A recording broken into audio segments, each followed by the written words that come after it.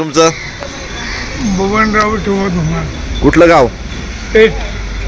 काय काय काय ठरलंय गावचं? तर जे सांगितलं आता ते हा, पण काय कोण उमेदवार आहे इथं? पवळे. संजय पवळे. हा. काम विकास काम करतील का, शंका आहे तुम्हाला? नाही मग कामाचा माणूस आहे. कामाचा माणूस आहे. मग कामं केल्यात का पहिली? हो. का आश्वासन दिले करणार आहे म्हणून? नाही हा केलेली आहेत. हा, पुढे करतील का? हो. वेळ देतील का तुम्हाला? हा. नाही तर ते राहायला दुसरीकडे म्हटल्यावर मग ते वेळ देतील का गावाला? एकदा निवडून आल्यावर बऱ्याच ठिकाणी काय होतंय, असेल तरी गोष्ट हा 2 तास जातात तिकडे. हा, नंतर पेठ. काय होतं, बराच वेळा निवडून आलं का जनरल सांगतो, निवडून आला ना उमेदवार परत मतदारसंघाकडे पाहत नाही, पण हे त्याला अपवाद आहेत का? नाही. म्हणजे वेळ देतील का गावासाठी? हो.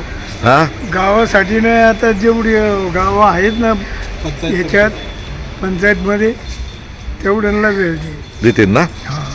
ठीक आहे. म्हणजे एकदम गावाचं काय ठरलंय का, तर संजय पवळे चांगला उमेदवार आहे आणि विकास कामाला महत्त्व देऊन तुम्ही त्यांना मतदान करणार. तुमचं? मी किसन दोंडीबा ढमाले पेठ आंबेगाव पुणे. बरं, आता शरद पवार आणि अजित पवार हे दोन्ही राष्ट्रवादी एकत्र आले काही ठिकाणी शेजारच्या तालुक्यामध्ये तो प्रयोग झाला, परंतु इथं झाला नाही आंबेगावमध्ये. काय वाटतं तुम्हाला मनाला? मला तीच खंत लागून राहिलेली अशी आहे की काका पुतणे एकत्र आलेत. आम्हा सर्वांना मोठा अभिमान आहे. जुन्नर, खेड, आंबेगाव सगळ्या तालुक्यांनी एकत्र आले दोन्ही पक्ष. आंबेगावमध्ये आले नाही. आंबेगावमध्ये थोडंसं दुष्परिणाम दिसतोय, तो त्यांनी तसं करू नये.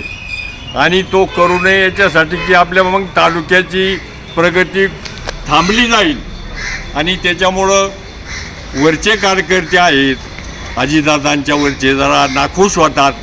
म्हणून ह्या सर्व कार्यकर्त्यांनी आपल्या आंबेगावच्या एकजुटीनं एकदमानं काम करावा ही माझी विनंती आहे. काय नाव तुमचं? शांताराम दत्तात्रय माटे. काय पद आहे गावात तुम्हाला? मी धर्मराज ट्रस्टमध्ये ट्रस्टमध्ये इथं पेठमध्ये. पेठमध्ये. काय इथं हवा आहे? काय चाललंय पेठगावचं? काय ठरलंय? काय पेठगावची 2 वर्ष सरपंच होते. कोण? पवळे. हा, जे उमेदवार राष्ट्रवादीचे. हा, तर त्यांनी बऱ्यापैकी कामं केली. हा. सहकार्य करतात. स्थायिक उमेदवार असावा हा, आम्हाला, तर त्यांची कामं चांगली. तो स्थायिक उमेदवार तो आला पाहिजे. आमचं एवढं मत आहे. म्हणजे आम्हाला परत दुसऱ्या गावात जायची गरज नाही. म्हणजे गावचा उमेदवार म्हणून. हा, गावचा. आणि विकासाबाबत काय मत आहे? विकासाबाबत त्यांचं काम चालूच आहे. आणि पुढं त्यांना जर ह्या सरपंच सोडून जर पंचायत समिती जात असेल तर तो आणखीन 7 गाव पाटराचा विकास होईल. हा, विकास कामाला किंवा तुमचं याला सगळा प्रतिसाद देतात का ते? देते. वेळ देतात का? पण मला आता 1 महिन्यापूर्वी मी पाण्याची लाईन घेतली. हा, तर लगेच ग्रामसेवकाला सांगितलं का हे काम आम्हाला काय काम राखडले. हा, त्यांनी दुसऱ्या दिवशी लगेच येऊन पाईपलाईन आम्हाला लगेच म्हणले द्या आम्हाला लगेच जोडून. हा, म्हणजे स्वतः तुम्ही अनुभव घेतला. स्वतः अनुभव. आणि हे जे मत आहे समजा विकासाला मत, पण बराच वेळा काय होतंय का काही ठिकाणी पाहतो विकास कामाला महत्त्व नाही, फक्त कोण सुखदुःखात येतोय त्यालाच मतदान करा असं आहे. पण तुमचं काय मत आहे? विकास कामाला मत का सुखदुःखाला, का दोन्हीकडे आलं पाहिजे? विकास कामाला मत आहे. पहिलं विकास झाला तर सुखीन. विकास नाही तर सुख कुठून यायचं?